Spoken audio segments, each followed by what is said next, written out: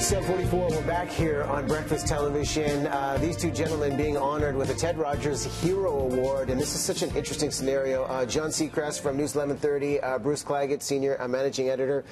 Thanks for joining us here on the show. And this was a story we just got wind of here in our newsroom. But John, you received a phone call in the News 1130 newsroom earlier this year. Tell us about the call and what happened and when you realized something was wrong. Yeah, you know, it was pretty startling. I was just doing my normal shift and got a phone call, and it was a gentleman who said he wasn't happy with the news. He wanted to make a complaint, and you know, we get those from time to time. People are pretty passionate when they listen to the news. I tried to talk to him a little bit about what was going on, and then all of a sudden he kind of came out of left field and said, "Well, I'm just going to let you know right now, I'm on a bridge, and I want to jump." So that was a pretty shocking. You know, I really kind of took my breath away, and I said, "Well, do you want to talk to me for a couple of seconds? What's going on?" And he was really irate, and I said, "Well, at least just talk to my manager, please. You know, if I can just get you to my manager, can you just have a conversation with him?" And he said, "Fine." And so I managed to pass it off to Bruce, and he kind of took it from there. And Bruce, when you get into that and moving from a complaint to a crisis point, what's going through your head of how you keep this caller on the line and de-escalating the situation? No, John is downplaying it, but he did exactly the right thing. And you get these phone calls quite often, as John said, and you have to kind of listen. And even though it might just be a regular complaint, it might be something more real. So he did the right thing. He kept the person calm. We found out what bridge it was. It was the Pattullo Bridge. And we talked. I ended up talking with this fellow. He was very angry when I was talking to him, talking about news, a little bit incoherent. But it came out that he wanted to.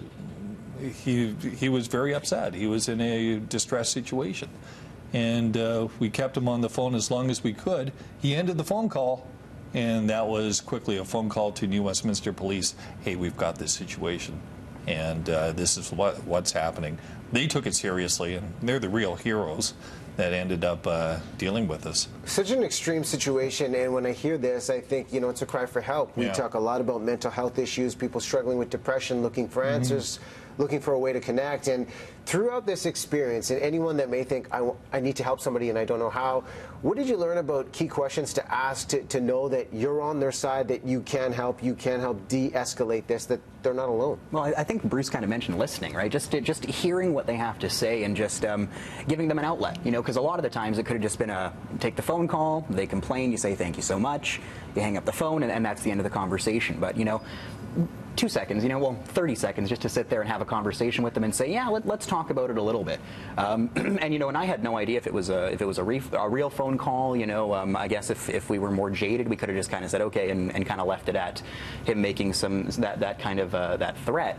But, you know, there's a good culture, and we want to be able to have people be able to talk about this sort of stuff at I think, a good corporate culture at Rogers. And so I think it made a little bit of sense just to hear him out and hear what he had to say, and obviously it was the right call. Bruce, what does it teach you about the lesson of compassion with any of us, whether you're working in a newsroom or just day-to-day activities of how you interact with people? Look, it's easy for us to get really quite jaded, and certainly people that call in can be jaded, but we have to listen, and we have to make that connection, because you never know, is this the phone call, the last phone call? Are we it? And sometimes it can be it. And I had wise words passed on to me years ago by somebody working in radio in the Fraser Valley that said, you never know who's going to be on the other end of a phone call, and remember to treat them with respect no matter what, and listen to what they have to say.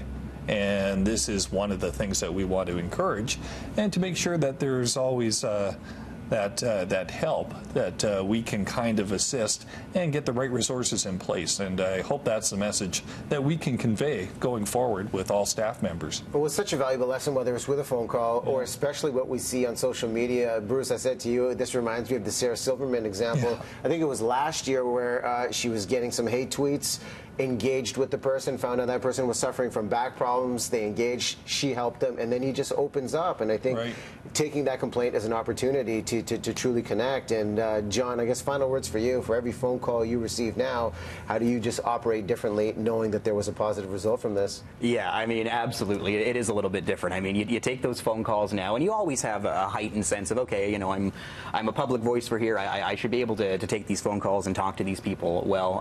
But at the same time, now it's 150% making sure that we listen to everybody, that, you know, we try to have a little conversation with everybody, even if they're angry, even if they've got something negative to say about the news. You know, we want to be able to encourage some dialogue, and I think that's a really, really good step. Well, I'm hearing choosing compassion over conflict. Congrats to you both for handling this situation, and happy to hear that it was a positive outcome. So are we.